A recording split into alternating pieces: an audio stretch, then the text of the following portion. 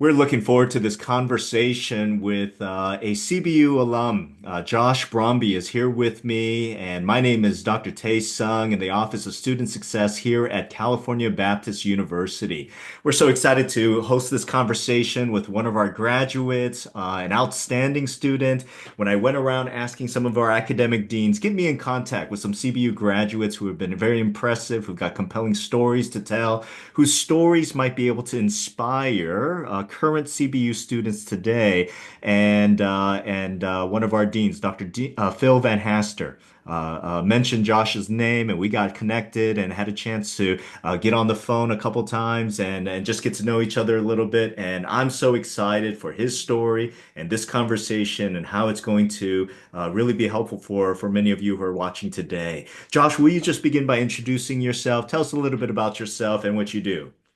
Yeah, hi guys, and thanks Dr. Sung for having me. I'm super honored to get to come back and share today. So I'm an aerospace engineer, guidance, navigation, and control. So we do all the autopilot design, guidance, and navigation loops. So the question is like the plane asking itself, where am I? Where do I need to go? And how do I get there? So I'm currently working at Andril Industries. We're a rapidly growing company. My starting class 3 weeks ago was 210 people. And they like doubling year over year. So a lot of awesome stuff going on over here. And yeah, I graduated from Cal Baptist in 2023 with a mechanical engineering degree. Right now, I get my master's at USC in aerospace, and it's a lot of fun. It's definitely something that I think you have to be called to, and God's been super faithful through all of this. And I feel like each day pushing myself in those ways, I also like grow closer to God spiritually. And aside from those things, I have twin sister who's super rad and supportive, and a younger sister as well. So close family of two sisters. And we all get to go to church with each other down at Calvary South of C in San Clemente. Get to serve in high school there. So yeah, pretty much my life right now is around that, like serving in the high school ministry, working and grinding out school and in the free time. So yeah, that's a Fantastic, high fantastic. level view. Always a joy. I hope you get a chance. I don't know when the last time you were able to come back on campus, but I hope we get a chance to meet in person and connect with each other one of these days. But Yeah, that would be tell great. me, tell me about how you got into this industry, right? Aerospace engineer. Obviously, you were an engineer student here at CBU, but how did you end up getting into this industry? Tell us a little bit more about that journey. Yeah, so the journey for me started when I was a junior in high school. I took a physics class with a teacher who was great. She was from the semiconductor engineering industry, and so I think she kind of approached teaching high school physics from a different perspective. It wasn't so much about necessarily all this homework and stuff, but she really showed us the creative part of physics, and I thought that was really cool. In a way, it was kind of the first time that I had seen under the hood of how the world works, and when I was taking that class, it again kind of just pointed me back to the glory of God and his creation and how awesome it was that he gives us the ability to understand and just like scratch the surface of his creation with these equations. And so to me, it's always been like a super amazing thing. And like the underlying physics of how stuff works is, I think, super pretty. So that was the first part. And I remember vividly one day sitting in that class and just having the sense, almost like the Holy Spirit saying, like, this is what you're going to do with your life. And I was like, shoot, okay. Wow. So decided to pursue it my senior year and kind of got knocked around a little bit senior year, getting in some harder classes. Got a couple C's, which were my first. And I wasn't really dejected. I just thought like, okay, I got to figure this out and kind of get to the next level. Started out college and junior college and had some great professors. Found a lot of success there and kind of got my feet underneath me. Went to a handful of different junior colleges through COVID because everything was online, and then transferred to CBU my junior year. So I spent my last 2 years of college at CBU and had a lot of fun there. Met some great people that I still keep in touch with, and a lot of great professors too. And then to specifically answer that question about like how did I get into the engineering industry? I had a really well, I have a close friend now. At the time, I didn't know him, but I went to church with a guy who I knew was an aerospace engineer. So I went up to him after church one day and kind of asked him what he did. I had some people tell me like, you get to go do this and this after school with engineering, and none of it sounded like fun. It was no offense to you civil engineers, but it was a lot of civil engineering, and it's like it wasn't my thing. I thought like, why am Yeah.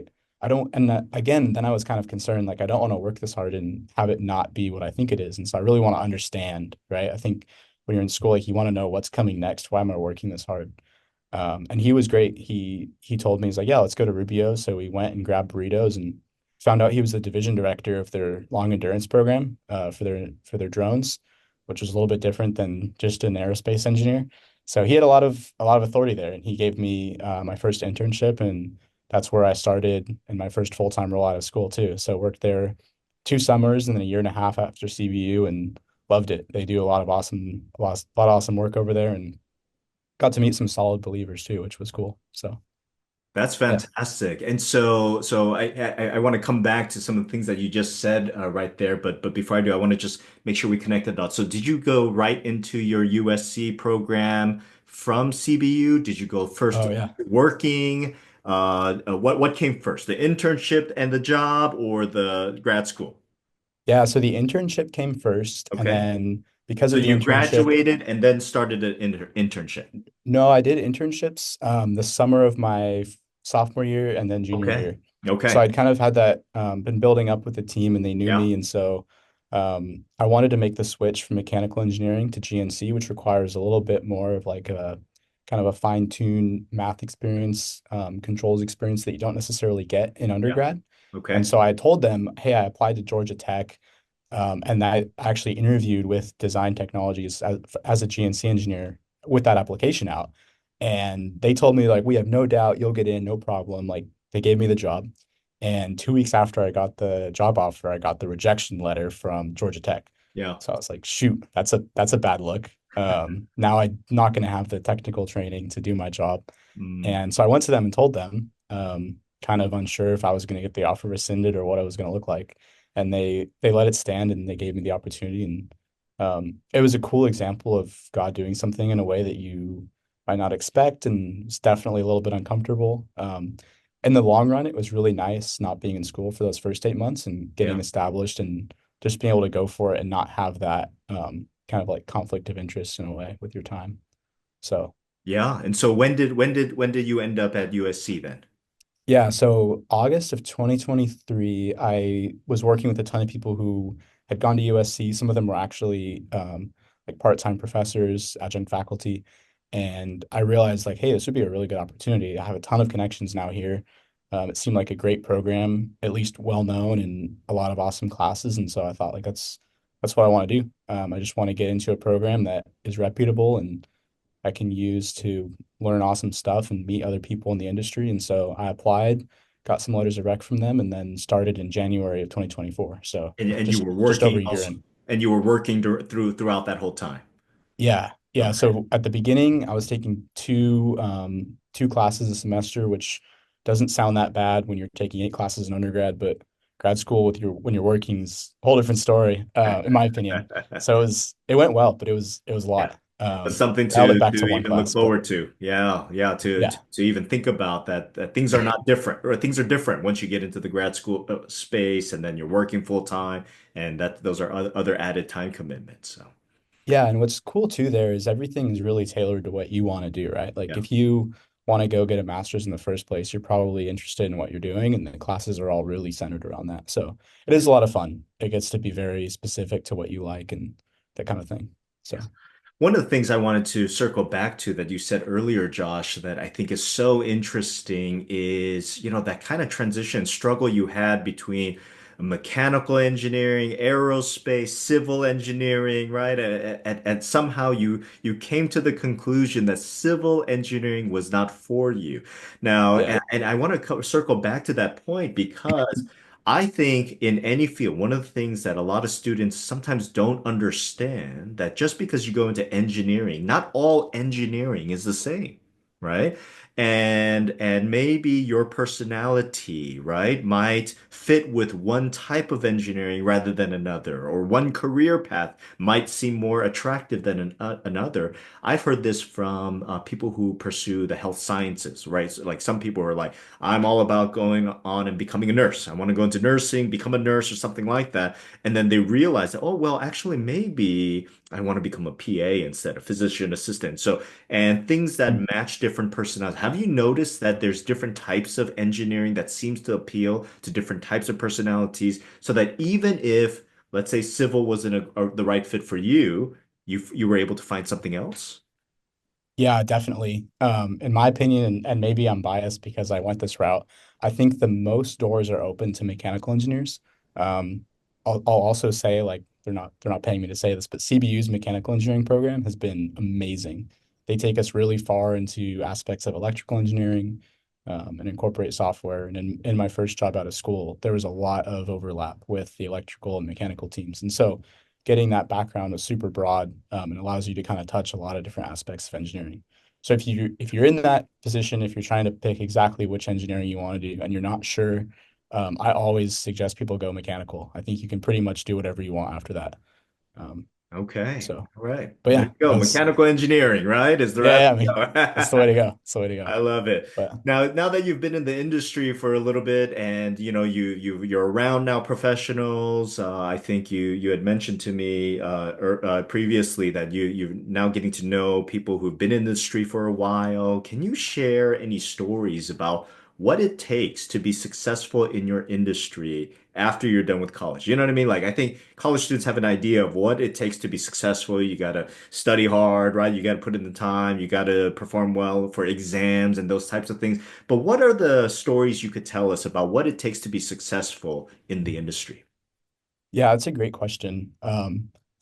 I laugh because I feel like still also like learning that, but I think from feedback I've gotten that's been positive and whatnot, I think it's again similar to school. It's kind of like the story you tell. Like, Hmm. who are you in the workplace and what's like your package, right? Because when you're a year and a half out of school, for example, or in my case, like I guess almost 2 years now, but like the youngest one on the team by a lot, and so I'm not bringing this like domain expertise in. And so it's very much a position where there's people that want to raise you up and you basically get hired off of your personality and your ability to sponge up information.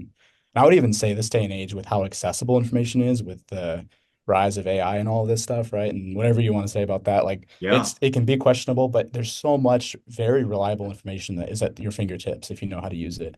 And so yeah. I think that it's becoming increasingly important that you're someone who can just learn and wants to learn and just like try things. So We had an event, this is a few years back already now, that with the CEO of the largest communication firm in Silicon Valley. And her name was Nancy Duarte. And one of the things that she talked about was from almost every industry, she would say that the biggest skill gap that people are beginning to realize are kind of like the what are called the soft skill gap, the ability to communicate, right? To learn, right? How do you connect with people skills, right? We hear people talking about emotional empathy, right? The importance of just even connecting with people. And so are you saying that that's been an important part of your journey to how you got to where you are? yeah, definitely. I think connecting with people is huge. And Yeah. on that, when you're able to connect with people and you build those personal relationships, those people with that experience, some of them have built stuff that they keep in their back pocket that they share with you, like the craziest things, right, to help you be more efficient. And so I would say that that's the most valuable thing for me so far has been just building those relationships with people and being someone that people can trust too. It was actually when I was thinking about this conversation this morning on the way into work, I kept thinking about the fruits of the spirit. We got love, joy, peace, patience, kindness, goodness, faithfulness, gentleness, and self-control. Um, and it says against such things there's no law. I Yeah. think that's so great. Like Yeah. if you can work and be a person that's known for even a few of those attributes, Yeah. um, you'll be successful. So Yeah, another translation against such things, right? There is no resume. There is no yeah, impressive statistic. There's no, yeah, right? Experience or background or skill, right? That can overcome the importance of the fruit of the spirit, right? And so I mhm, love that. That's fantastic. Thank you. Thank you for sharing that.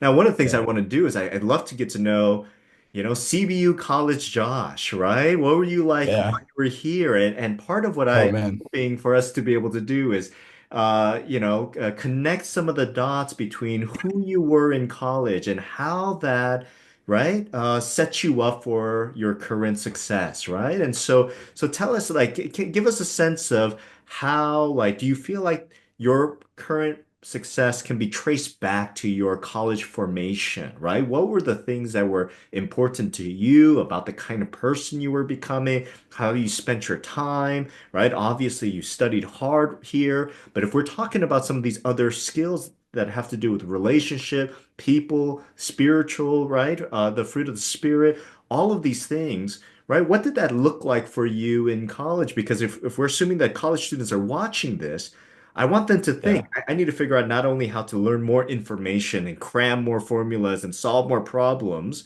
what are the things that they should be doing now, right? So, Yeah, I would say if you're in engineering and you're focused on cramming formulas, like you're doing it wrong. I think the most like on top of the first and foremost thing is I think like following God, making sure you're called to this, putting his word first. But if we want to talk like natural things on top of that, I think understanding what you're doing is so much more important than I mean, conceptually understanding what you're doing can is more important than the deep technical, like what are the formulas that make this work? Because if you can understand how to get from whatever it is, whether you're writing code or you're solving a mechanical problem or you're designing a new part or something electrical, like you got to know how to get from point A to point B. And so often in different jobs and different industries, there's going to be different tools available to you that you're going to be learning when you start a new job or whatever. You might not know all the existing tools that are out there. The last thing you want to do is go make a new tool. So yeah. if you can know how to get from point A to point B, you can ask the right questions and see what's out there and kind of piece things together and learn a lot along the way. Did that answer your question? No, I no, no, that's really good. So, might so have. here's so Okay. so here's the question. It's so what did you do in college? Right? Yes. What are Yes, some of the that things is. that you did in college that helped prepare you for to be somebody who can Yeah. do that? So one thing that I loved in particular, and if he sees this, I'll say thank you, is Dr. Heckman gave us a lot of really interesting problems, and you have him a lot your senior year, and he really encouraged us to use software to solve our problems. And it's kind of my first exposure to like really writing code to solve problems that might traditionally not use code to solve them. But it lets you do a lot of cool things. And so for me, like a very specific thing that was really helpful in engineering is getting familiar with MATLAB and pieces of software. Like if you're a software engineer and you hear me talk about MATLAB, you probably cringe because you know better stuff. But using something that can help you like automate your processes, that was huge. Like when I figured that out, I built all kinds of Excel tools, MATLAB tools. Um, we were able to like build stuff for exams, and I thought that was a total game changer. And I feel like one of the things I loved what in school and what I love about working at Andrew is like you get to take that time to be creative. Like yes, you have to move really fast, but you also um you get to make stuff. And at the end of the day, like that's why you're there to learn. Like you got to pass exams and obviously know the formulas, but um I think you can take another approach too and be creative with how you set yourself up for success. Yeah, so I mean, really, what you're talking about is creative problem solving, right? And not Yeah. necessarily just memorizing some information or formula and applying that mechanically over and over and over again in every situation. Mhm. For you, it's you college helped you to build some of those kind of flexible creative skills to figure out what's the end game, what am I trying to get done, right? Where's B? Here I am at A, and but how am I going to get there, right? And Yeah. that's the part that requires a little bit more dynamic creativity. Is that right? Yeah, Yeah, definitely. yeah. Definitely. Josh, you also mentioned several times already the importance of cultivating the spiritual life. Could you tell us a little bit about what that looked like for you as a CBU student, right? Yeah. Sounds like you've always been somewhat kind of involved with your local church and things like that. And what I want to know is I like because some people they want to compartmentalize, right? My spiritual life is over here, and then my professional life is over here. You know what I mean? But it Yeah. sounds like for you, these two things are very closely integrated. Help me understand why that's important, and tell me about what did that look like on a daily, weekly basis when you were a student? Yeah, that's a great question. I do think those having those things, I'll say this, there's certainly like a lot of people who are successful compartmentalizing, and you might work with someone you never know is a Christian. They do great work, they're professional, they might even be a great person. Like they might exhibit those attributes and just not really bring it into the workplace, and they might go to church on Sundays or midweek or whatever. Um, for me, I've never really been good at compartmentalizing things. Like my faith goes everywhere with me, my school goes everywhere with me, my friend, like my work goes everywhere. So it's like it's kind of Yeah. just a blob. And I think I definitely spent some time in the fall trying to learn not necessarily compartmentalize my faith, but I was trying to compartmentalize things and it just didn't work. So to answer your question, I don't really compartmentalize things, Okay. but Yeah. maybe I should. But I think in this case, it's good. And when I first moved out to CBU, there was a lot that I was going through. And just figuring things out when you're younger, and it was a challenging time for sure. I'd actually been looking to go to a different school, and 2 weeks before I moved to CBU, all of it fell apart. The program fell apart. I was on scholarship to go there, so it was this whole deal. And so I had actually emailed Van Hoster and asked him, this is my story. Here's my resume. Is there anything we can do? And he got me connected to CBU administration. Long story short, I got to go there, which was great. I'm very, very fortunate and thankful that that was what happened. Um, but there was a lot with that and some other things that I had like a lot of questions, like a lot of Yeah. specific things didn't work out. And so I was just like, what do I do now? I'm in this whole new place that I wasn't planning on, um, in a very different location and environment. And so um, it really forced me to go back to the basics and um, I had always had like a New King James version of the Bible, which like is great, but I wouldn't read it just because it was New King James. Like I felt like I was struggling, and so not being an English guy, Hey, I'm sorry, Dr. throwing Sun. shade at the King James I'm not people. throwing Okay. shade. No, I'm not throwing shade. For All right. All me, right. I'm simpler. Yeah. I barely speak the English language, and so I needed something simpler. So I picked up a. I didn't need to share all that, but whatever. I picked up an NLT version of the Bible, and I actually carry it with me all the time. I love it. And that for me was where it kind of like not where my faith started, but where that relationship kind of became my own and not just like, oh, I go to church and Mm. I try to follow after God, but it became like I actually need to be in the Word of God every morning, or Yeah. else like I'm Yeah. gonna derail. But yeah, Yeah, what I love about that story, Josh, is you're right. I mean, sometimes we think about our majors, our studies, or career path, we think about them often such like in such a vacuum, right? In an yeah, ideal state, right? I'll go to this school, I'll major in this, I'll graduate in this many years, and then I'll go get the internship and the job and go to grad school. And in our minds, it all is going to just kind of be like this pu pre-made puzzle that we just got to put the pieces together, right? And follow the order, right? The numbering system. But what you shared about even in your own kind of journey is the unexpected twists and turns, right? That you had fully intended to go to this other program, something happens, it all falls apart. And I think what I'm hearing from you is this idea that without your faith, it would have been very hard to find a way to make meaning out of that, right? But would yeah, it be safe to say that even in the midst of all that crazy transition and difficulty, it sounds like your faith kind of helped you to realize, oh, maybe God has other plans. yeah, And that's definitely. very And different from saying, oh, it's just chance, random tragedy, or like all these oh things, yeah, right? To yeah, feel like there's some divine, right, ordering of our lives, right? Can help us yeah. navigate some of those challenging situations. Yeah, I couldn't agree more. My faith Yeah. has definitely been an anchor. And it's funny because as you go through things, you think like, okay, I don't have to go through that again, or like my faith is growing, right? And then you get hit with a whole new set of things like, Yes. man, this is hard.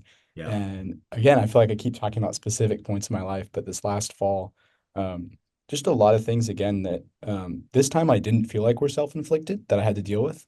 And it was a little bit brutal. And it kind of felt like that again of switching. And I felt like I was like under the gun and kind of going through the fire a little bit and I was like, okay, God, like what do you have for me? Because I Yeah. feel like I'm being refined and I don't know why. I haven't done anything. Yeah. And then a whole new set of these awesome opportunities kind of popped out because of it.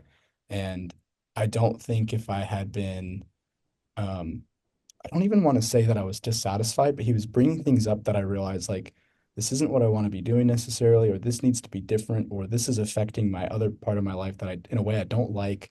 I need to do something different.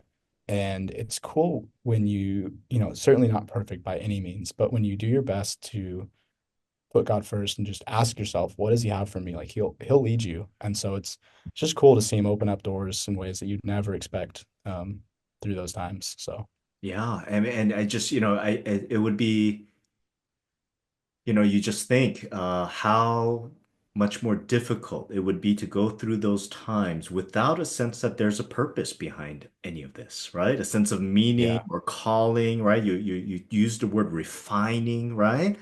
And I mean, if you're being refined, it means that there's some purpose to the struggle, to the challenges, right? But if you don't have that belief system, it really is sometimes hard. It's just you're just going through things that are not pleasant, right? And yeah. and not necessarily with any kind of purpose. And so it sounds like you've also had this deep sense of calling, Josh, that somehow like something's been pulling you, something's been calling you right into this field through all the twists and turns. You're trying to search and find the meaning of it. So my question is like how do you understand your sense of calling and purpose? Like what does that mean for you? Yeah, I think your calling or your purpose, I really like CBU's thing of like living your purpose. And I thought it was cool, more or less like not ending up there, but not knowing I was gonna go there and then having it work out.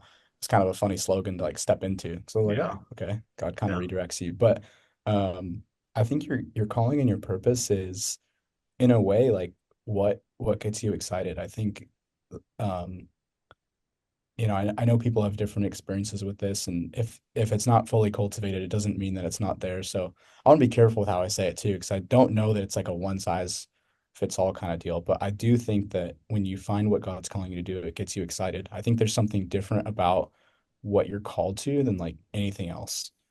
Whether you're called to ministry, whether you're called to um, finance or engineering or nursing or being a doctor, like whatever it is you're called to, you know. And I do believe that God puts that in you. And yeah, sometimes if you like, I'll stop and try to think like, why do I love this so much? And like, I don't know. Like sometimes it's what keeps you going, um, you feel like it's what he's given you to do. So Yeah. So for you, like the notion of calling and purpose is somehow, it sounds like it's tied to a sense of energy, motivation, right? Like it almost feels like I was born for this in some way. yeah, What you would I say? think too, another good way of thinking about it is, at least for me, like there's always been multiple things at once that I feel like, um, God's put in front of me, or I'll just even say like things that I want to do. And so I think that your calling is kind of like the sort of Venn diagram that like captures everything. It's like the Venn diagram of those desires that God's given you, right? And Yeah. so when you can find what touches all those things, like if you're a creative person, but you also like math, like maybe Yeah. go into engineering, like, or if you just like math and maybe go into something that's less creative or whatever it is, right? And so when you kind of can look and see what are these different things that I really like that maybe I feel like I have an affinity toward and God's given me some gifts in, like go do it. So Yeah, I love that Venn diagram notion. I mean, because sometimes you think like, people often have these assumptions that if you're a math person, you're not a creative person, right? And those are like two completely separate things. But here yeah. you're saying in engineering, often there is some sliver of overlap, right? That yeah, Yeah. maybe there were probably some math classes that were a grind, right? And even if you were creative, it was like, no, I don't think I want to go become a painter or something like that, but you find that kind of little space, right? And Yeah. there, that's where you sense some kind of calling and purpose emerging from those intersections. Yeah, Yeah, definitely. that's And good. I would say like it took me a while. I did a lot of different, to your question earlier, I did a lot of different types of engineering, even within aerospace before Yeah. I landed on GNC. Okay. But shameless plug for GNC. We do the most math and I think some of the most creative people. So Yeah, that's yeah, very interesting. Very interesting. I love that. yeah. Well, Josh, I'll leave it there. what are some advice that you could offer to, your younger, CBU students who are currently, grinding through the engineering program right now. Maybe they're thinking about switching over to mechanical after, listening to you speak, right? And you've already Yeah. given us, I think so many great things to think about for college students to do now, but like what would you tell them, right? If you were here on campus, you had a group of them in front of you and they were like, Josh, like, man, I can't I want to get to where you are. What do I need to do right now? What are some of those things that you would say to them? Yeah, I would say like my biggest piece of advice is keep God at the center. And on top of that, I would say like have fun with it. Um, Everything in so far that I've experienced that has been like really cool that I'm really excited about to have the opportunity to do came from putting myself out there in ways that I think would a lot of people would say like, oh, I would never do that. And I don't mean inappropriately. Like there's definitely appropriate ways to do things, but um, the team says, you know, we're looking for someone with 5 to 10 years, and my resume happened to not have my graduation year, so they didn't know how young I was. So they interviewed me, and then I told them like, "Hey, interview me anyway." Yeah. Things like that, right? Where it's Okay. like you just sometimes, and there's Take a ways risk. yeah, take a risk, take a shot, and I Yeah. think have fun with it. And the great thing too that I've been told that I believe, and when you're young, you kind of have that advantage of being young. Like if you have a good attitude and you you can humbly bring stuff to the table. Like you have obviously a lot to learn, and so you have the advantage of being young. Like no one's expecting you to be um, the leader necessarily. So Yeah. you can play into that, I think. Yeah, and I So love that. And so, I mean, because there are probably some students that worry about taking risks now because they think that their totally. entire future hangs on this now or something like that. But Mhm. I mean, if you can't take a risk and do things a little bit outside of your comfort zone while you're in school, that could be even harder to do once you get into the profession, right? Yeah, and Yeah. I think it pays dividends, Yeah.